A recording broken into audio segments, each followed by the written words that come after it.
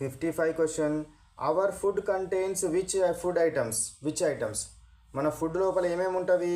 ఇంతకుముందు చదివినట్టుగా carbohydrates, proteins, fats, vitamins, minerals along with water అనేది ఫైబర్ కూడా మనకు ఇందులోపల.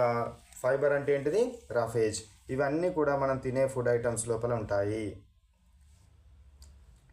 56th question, which food material prevents constipation? Constipation అంటే మలబద్ధకము. కాన్స్టిపేషన్ తగ్గించేది ఏంది? రఫేజ్. దీన్ని ఏమంటారు? డైటరీ ఫైబర్స్ అంటారు.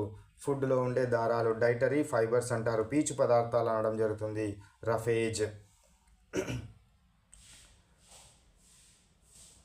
Next question,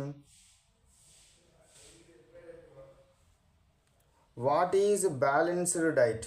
what is balanced diet? The food contains all the nutrients like carbohydrates, proteins, fats, vitamins and minerals in proper proportions is called balanced diet.